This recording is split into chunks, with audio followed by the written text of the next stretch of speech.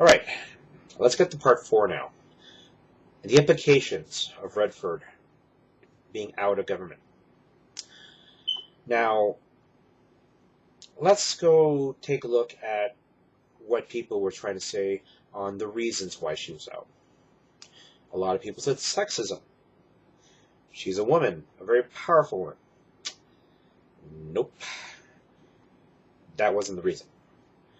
If that was the reason, that second minister who left, who was a woman herself, and a quite vocal one, even she herself said, the problem isn't so much with the minister or the leader. The problem was the party as a whole. Because the whole party has this now sense of entitlement after 43 years to do anything they damn well want. And she said that she wanted to be able to look into the face and the eyes of her grandchild and say that she treated and did everything with integrity. She's now, if anyone actually, she would probably make the next a great premier herself. In fact, I wouldn't be surprised right now if someone suggested it for the next election. But I don't think she's going to run.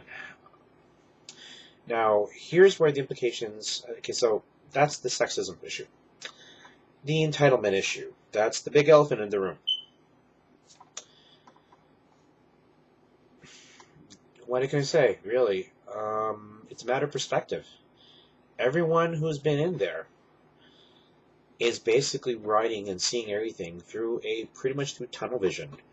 43 years is still 43 years.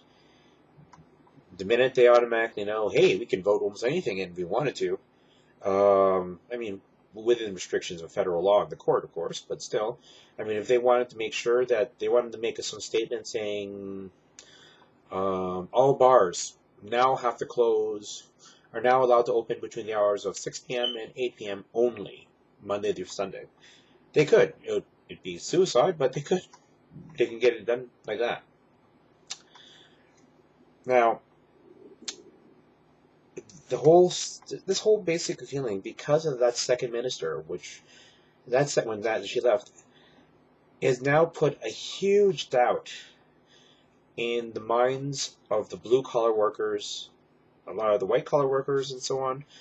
Well, pretty much anyone who's making, let's be generous, say about 50 grand and under. That's the majority of the population. So everyone there in that one is now kind of like saying, these guys are going around having $200 or $300 meals, spending like $7,000-8,000 just to get from Calgary to Edmonton, on a private jet. You got problems.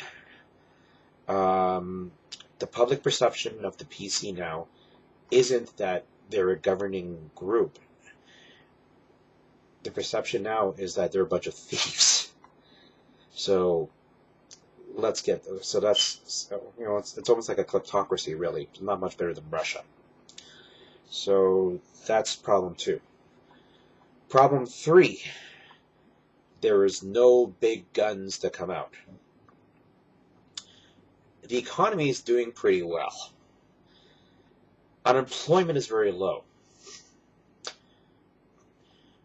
We have no army to worry about.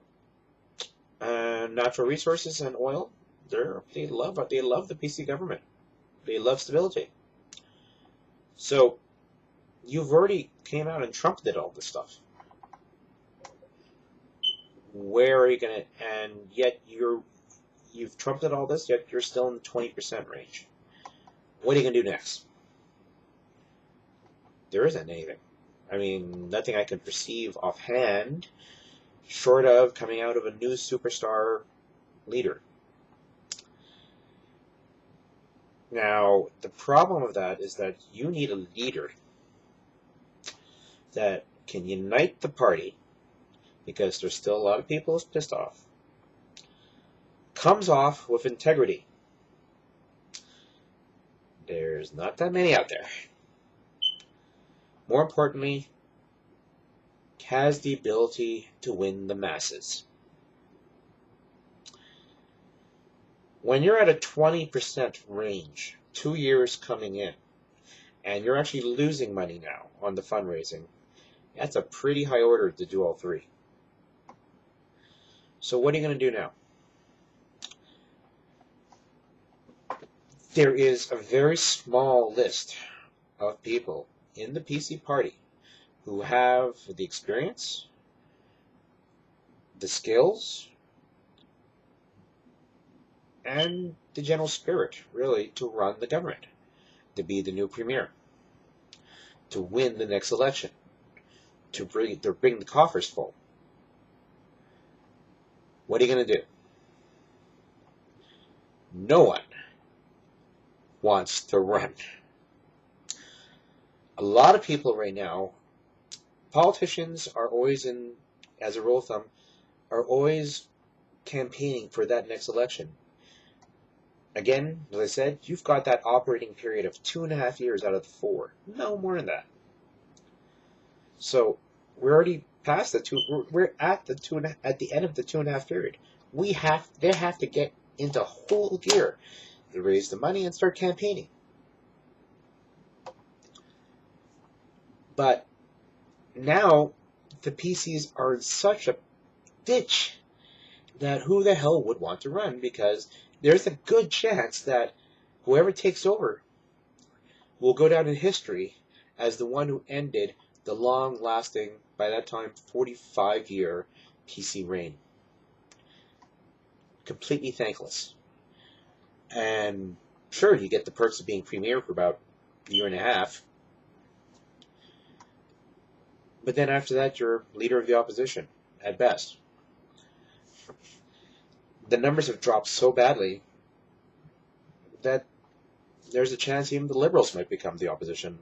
I mean, they were the opposition before while Rose was around, and you're talking like pathetic numbers of 12 people, 14 people. This whole Redford affair has pretty much brought that on right now, that we have no stability for the next leader. And that's where the next problem comes in. Oil. Redford, for her many faults, personally, economically, she was a superstar. She did her best for the oil companies, the fight for oil companies, the fight for the prices, fight for Alberta goods, the fight for Alberta sales. She, in many ways, is probably one of the reasons why things picked up in Alberta and turned things around. But you lost the trust of the people. That's what happened. Now, the oil companies have no freaking clue who's going to be the next person. I mean, none of us do. And without knowing who's going to be the next person, there is no stability. Economically, that's a disaster. Last time, the oil companies didn't have a sense of stability. They didn't know who was going to be the next person out. We had Stelmach. We had a recession. So that's pretty much all the main implications and the problems right now that has led to, because of Redford's departure.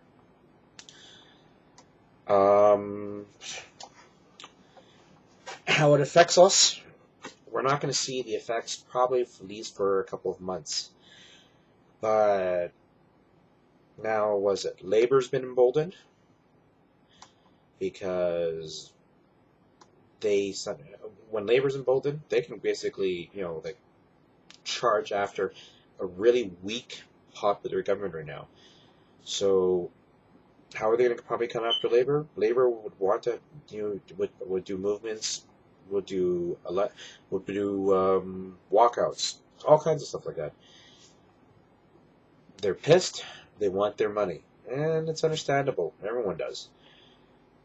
Of course, now your budget's gone to hell. Your budget goes to hell. What is next? It can go anywhere. Okay. End of part 4. Part 5 coming up.